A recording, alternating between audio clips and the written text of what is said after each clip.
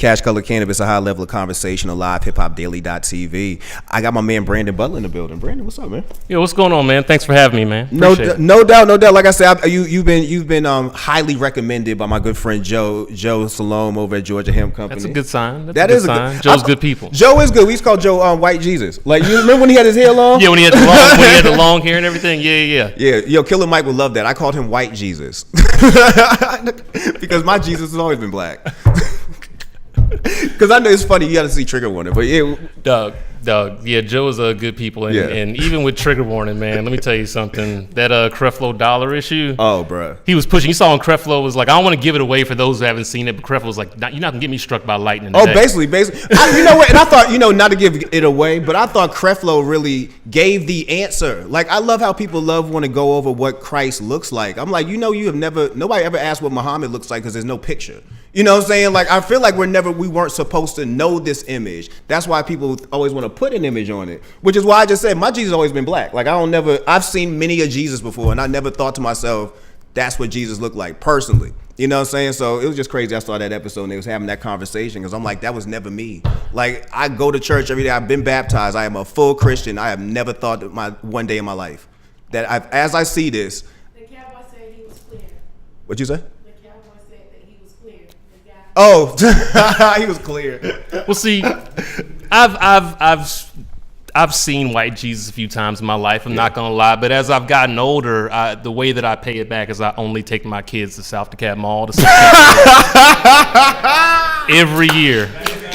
And I tell them too. I say, this is the real Santa Claus. Yeah, tell them. And I'm like, all those other Santa Clauses that you see, like, those motherfuckers just work for him because, like, how many black Santa Clauses do you really see? And Dad is in charge, so I'm like, I obviously know the man, right? So yeah.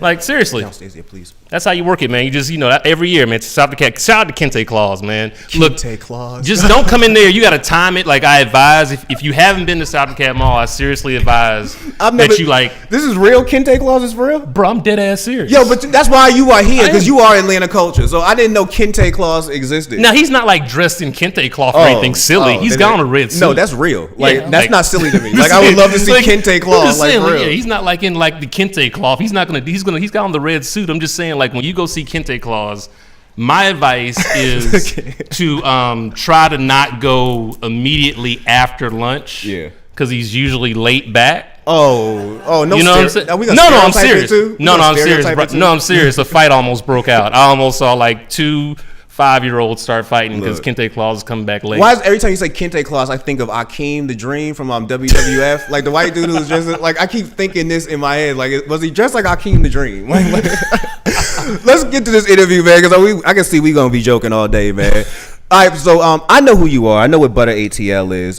This interview is for people who don't know who any of that is. So first off, tell us who Brandon Butler is and how we got to how you came up on the concept of Butter ATL. Yeah, I'm Brandon Butler. I've been around Atlanta my whole life. Well, I'm sorry, everything except the first year. I was not officially born in Atlanta, but I moved out here when I was 1. I went to Woodridge on the east side.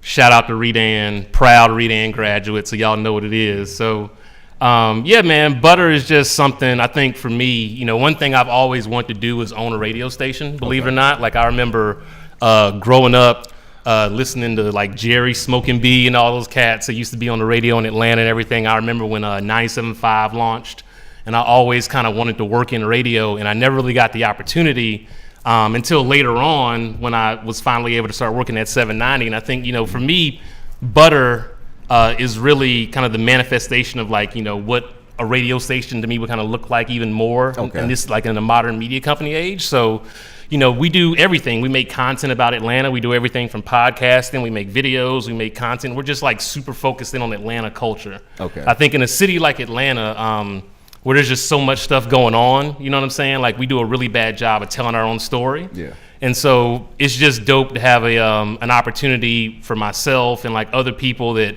have been around the city that know and kind of really care about how the city is represented, especially with stuff like the Super Bowl and everything else going on.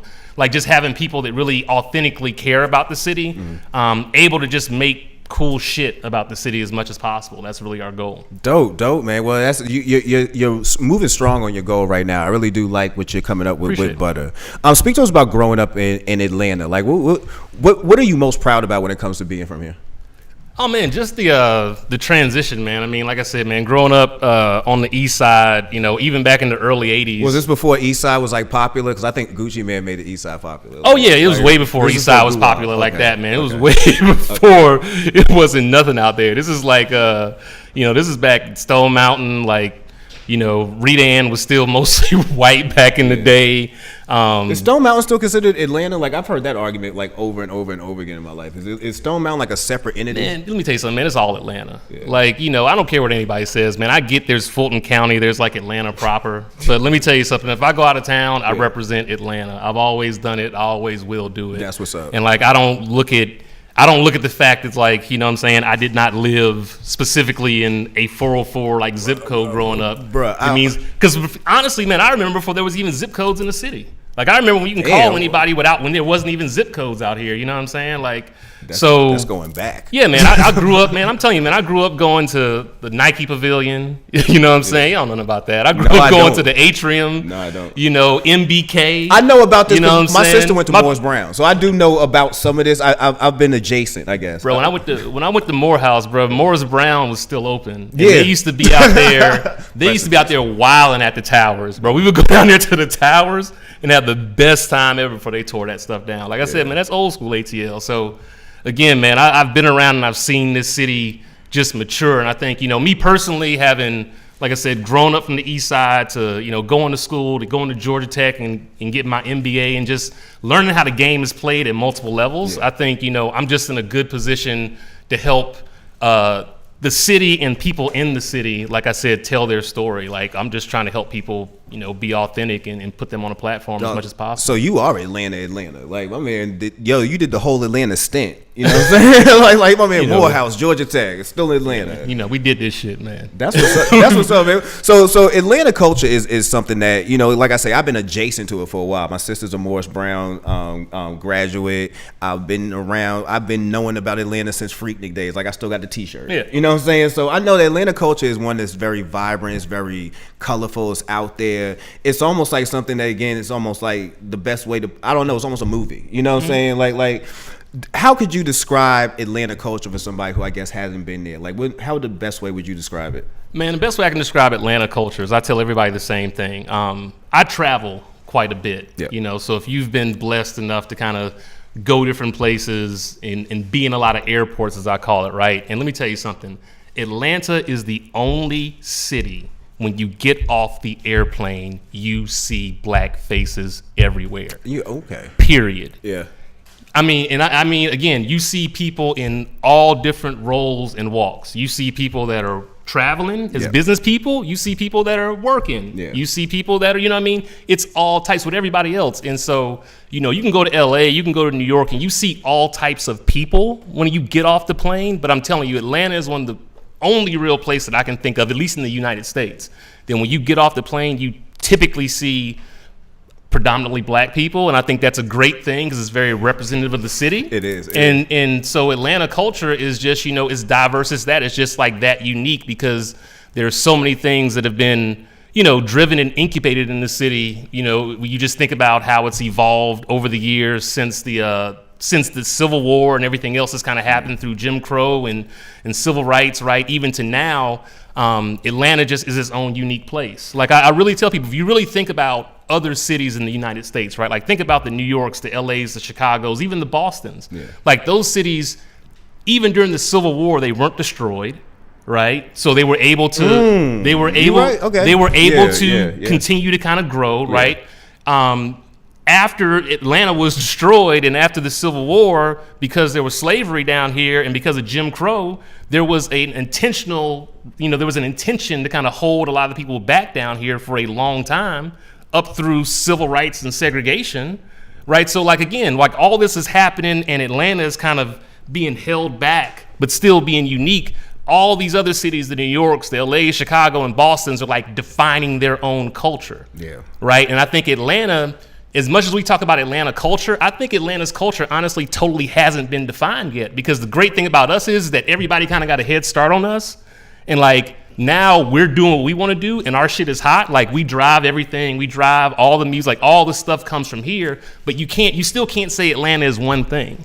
And that's the beautiful thing about it, right? And I think it's going to still be a little bit of time to really, to your point, like manifest like what that one thing is. But again, that's also like that is also our strength, and that's what makes us different. Is Atlanta, from what I can see when I think of Atlanta culture being, again, adjacent for more than about 3 decades here. I've always looked at Atlanta from what I've heard music-wise. Like, it's always been, if somebody would have, at one point, Atlanta was just crunk to me. That was how I would always picture Atlanta. That's how I would, the minute. Well, it was crunk. It was crunk. And I would take Greyhound, and I get off Greyhound. The minute I step off the bus, I'd be like, yeah. You know what I mean? Yeah. But again, I'm getting off in, at Greyhound. You know what I'm saying? So, as far as I'm concerned, that's the realest of Atlanta that you could possibly get, is that part. But I've always taken Atlanta through music. And right now, I know most people are taking Atlanta as a trap city. Like, whatever trap, quote unquote, is. Yeah. How do you feel when you see people kind of put Atlanta in those boxes of Atlanta's a crunk city, it's a trap city right now, and never really kind of even define what those things are? It's just kind of a label you place on them.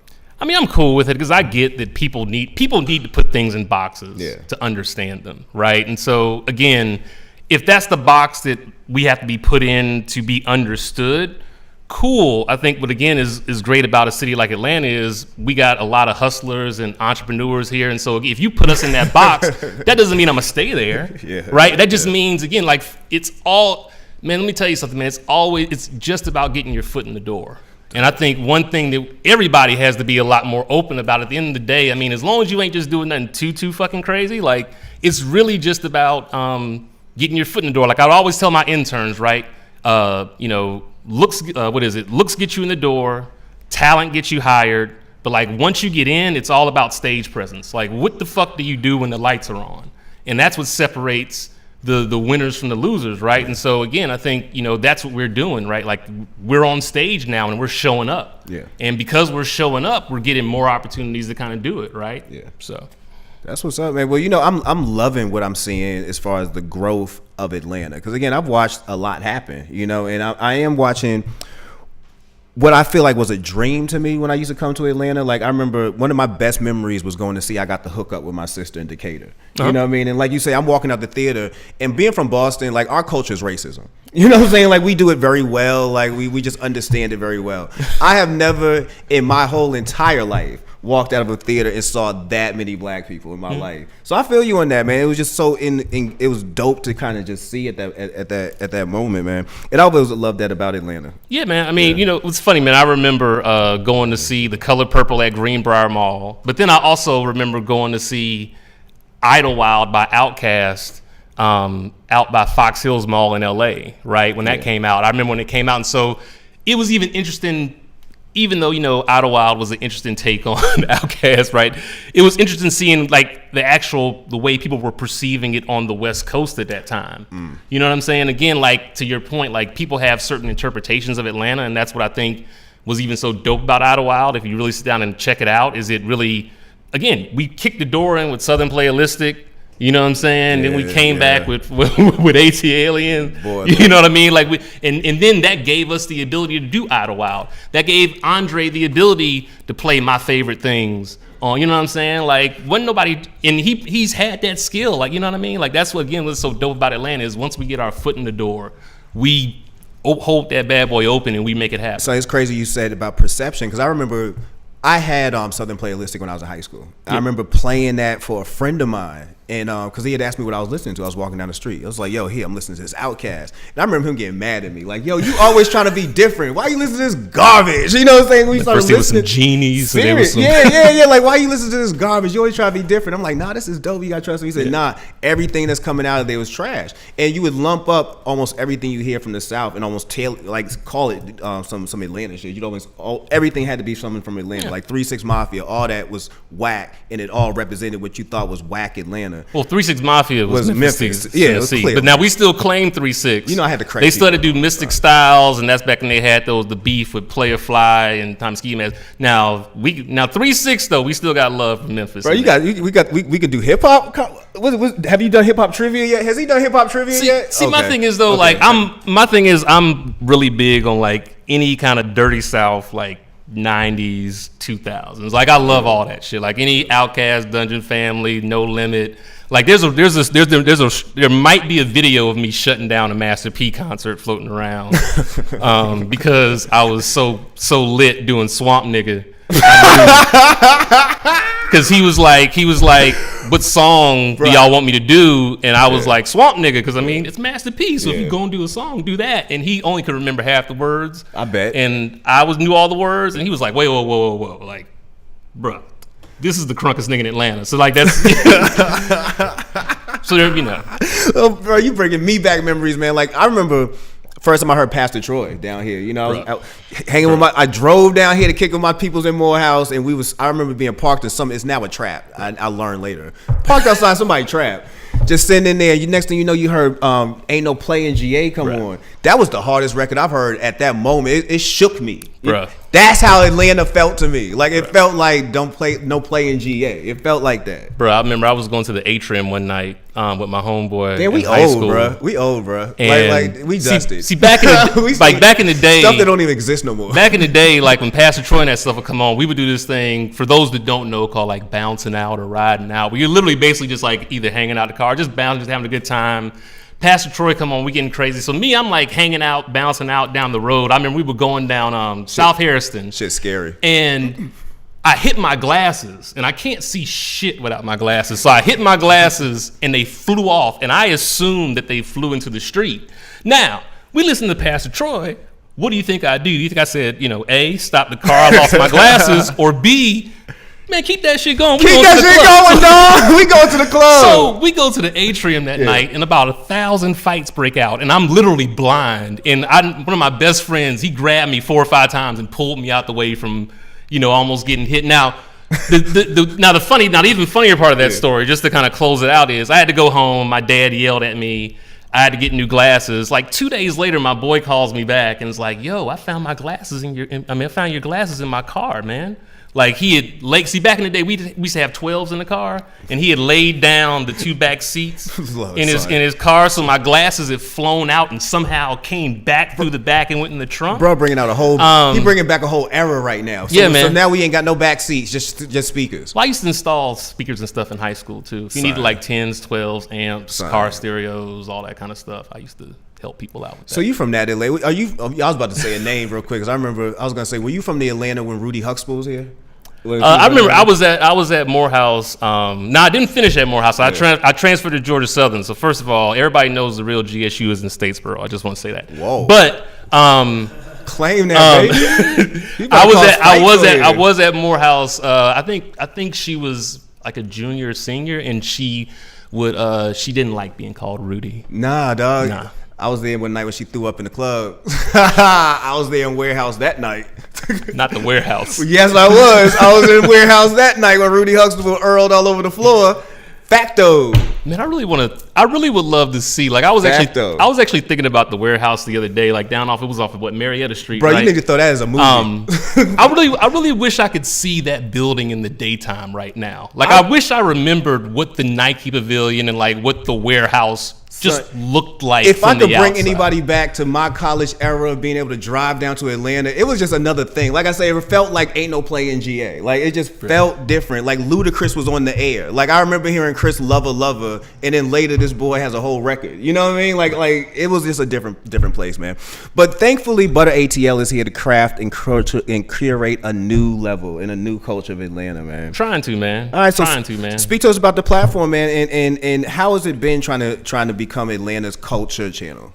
It's been interesting, man. I mean, to your point, I think for a lot of people, we just kind of popped up, and that's because I don't really like asking for permission. I just like to do shit. I feel you, man. And I think we kind of saw just the opportunity to make something happen, and we wanted to let the work speak for itself. Again, the most interesting thing has just been the perception sometimes that like what we're doing is a little inauthentic for some reason, and I think as I always say, right, like we're just trying to be a little bit different and kind of raise the bar. And I think you can do that without, going too crazy on things. And again, man, like I said, I get it, right? Like I know there's lots of stories to Atlanta to tell, and we're just getting started. Yeah. And I think the biggest thing that we would ask, for everybody that's listening is just, we want to work with as many people in Atlanta as possible, right? Like, I mean, that's my goal, is to help as many people, creatives, artists, whatever, hustlers, entrepreneurs, you know what I'm saying? Like, if you're trying to make something happen in Atlanta, in a city like that, and you have a story to tell,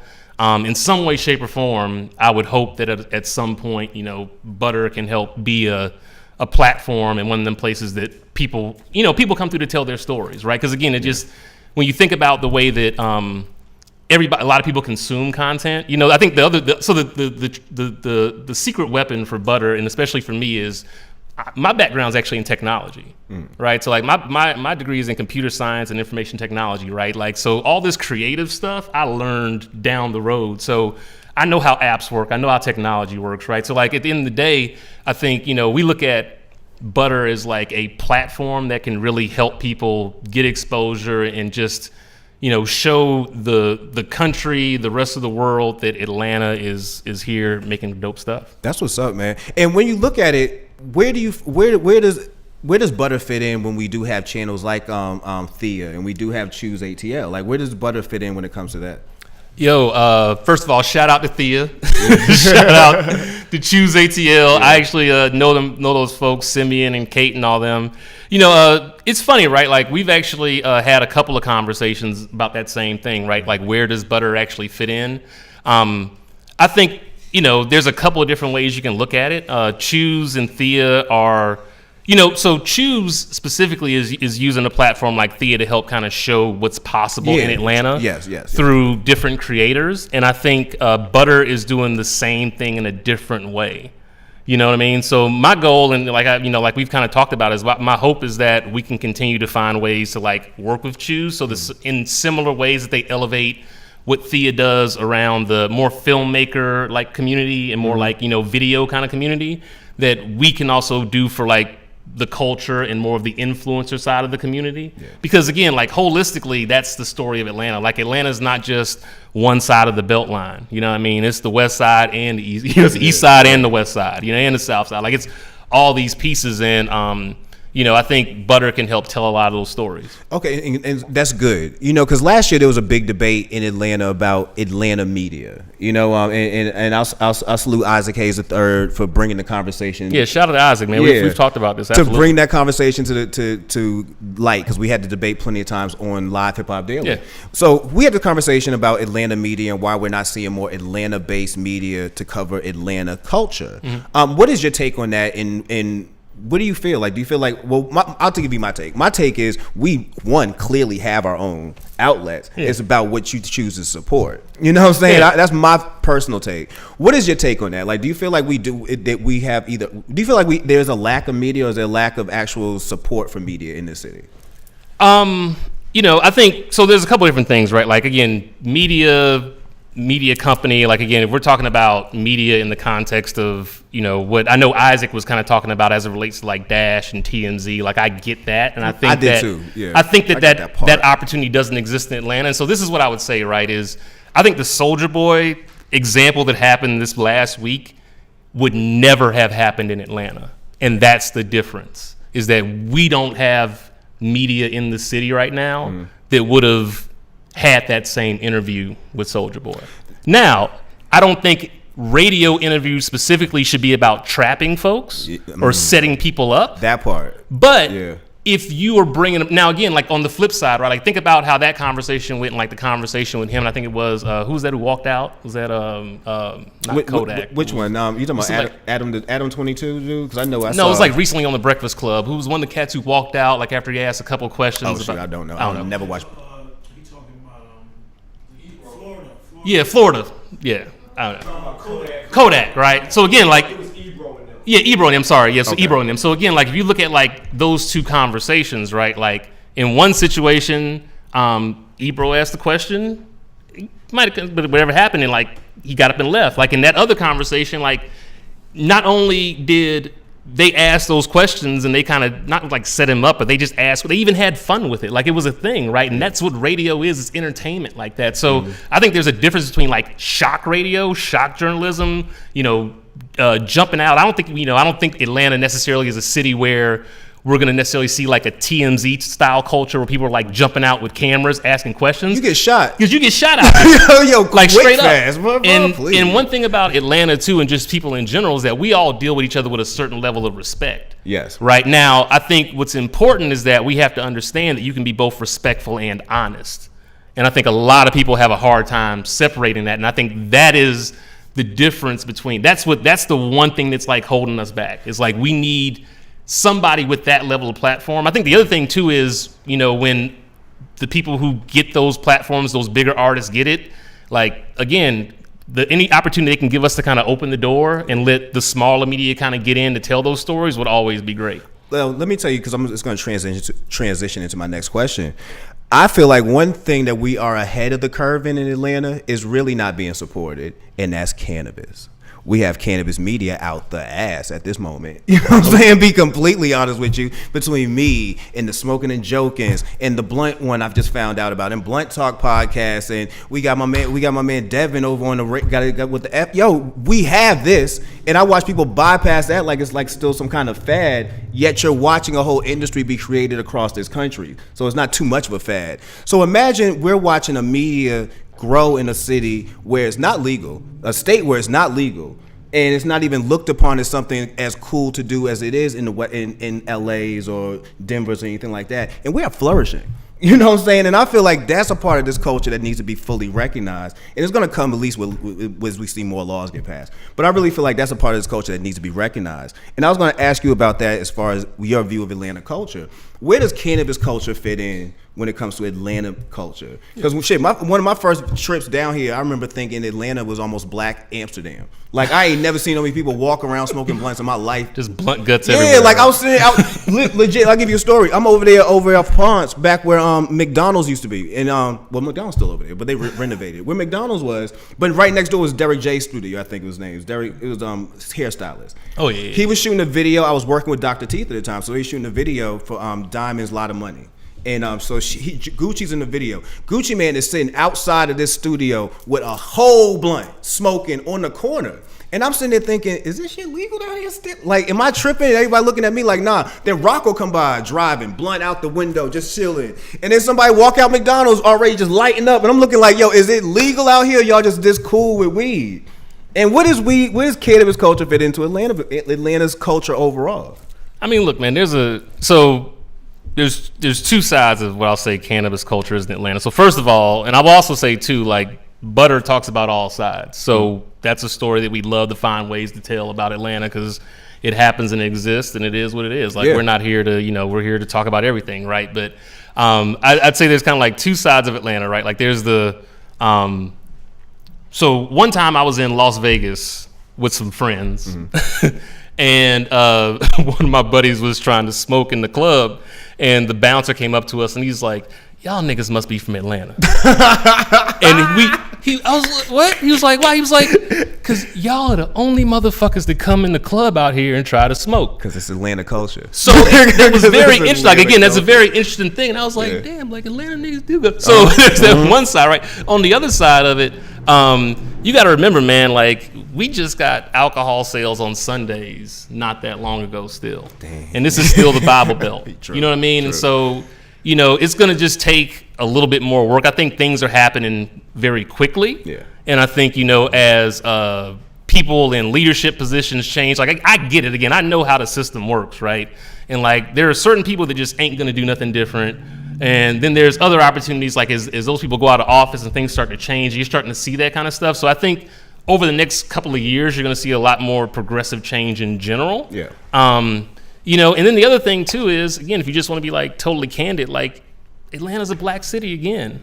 And I think that is also kind of a part of the reason why it hasn't been a major priority. Just like when you talk about cities like LA and San Francisco, all these other cities that are actually going and actually changing regulations and actually helping like African Americans and minorities actually open up dispensaries, right? Mm-hmm. So, you think about with how that's happening, even how that had required legislation to get involved for a lot of situations, right?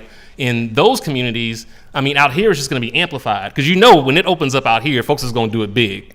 Like you already know when it opens up here in a city like this. With Magic City, with all these spots, with everything going on. If they already do hair in Magic City, I'm sure somebody's gonna have a dispensary. Like it's gonna there's gonna be some weed being sold out of Magic so I mean, City. the way the game works is, man, everybody got to be able to get some money off of it. Yeah. And like that's just the way the game works. And I think they're a lot more just progressive on the West Coast and in other places. And this is just at the end of the day, this is still the South, it's still the Bible Belt, and things are changing.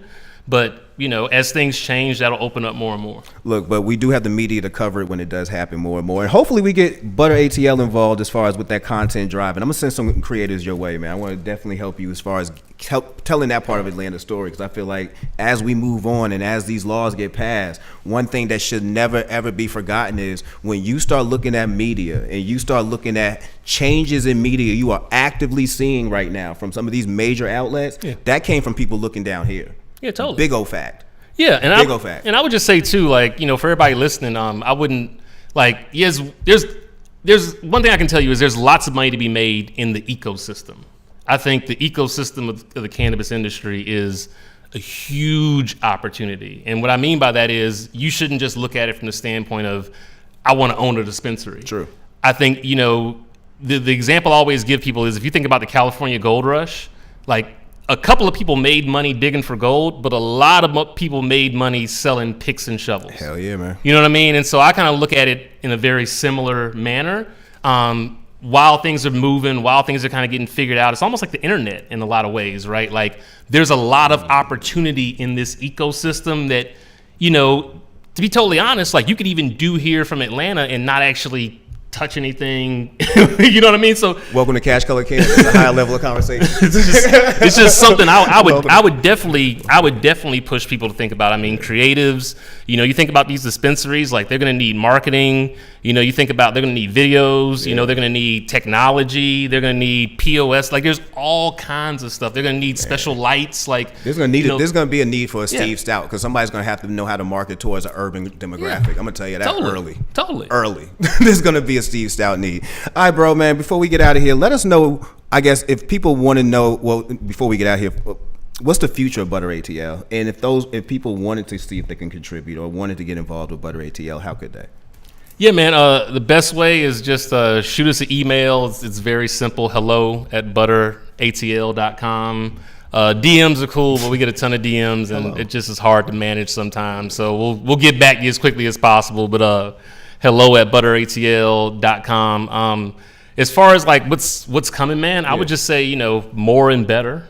I mean, that's my goal is just to continue to do more of what we're doing and continue to get better at doing it, to continue to tell better stories, to continue to get connected to dope people like yourself and everybody else, to build relationships that allow us to really show, like I said, all sides of Atlanta. Yeah. You know what I mean? Atlanta's not just black, it's not just white, it's a lot of different things. And I think, again, we can show all sides in a way that's still authentic and real and still makes a lot of sense to everybody. Solid. So, more and better 2019. Like I said, we'd love to connect with people, work with folks. We have a lot of dope stuff. We're doing some events coming up soon. We have a couple of surprise events coming up that we're working on for second quarter. So yeah, man, just looking forward. I'm really looking forward to this year. Like we only really are just getting started, and right now to really kind of be ahead of a whole year, I think it's going to be a lot of fun. So. That's what's up, man. Let me come down to the office one day and take pictures like everybody else. I want to be one of the cool influencers. Dope, man. Whenever you want to, man. Come on, man. Come up, pull up. Solid, man. Appreciate you coming through tonight, man. Appreciate it. And that's Cash Color Cannabis, a high level of conversation.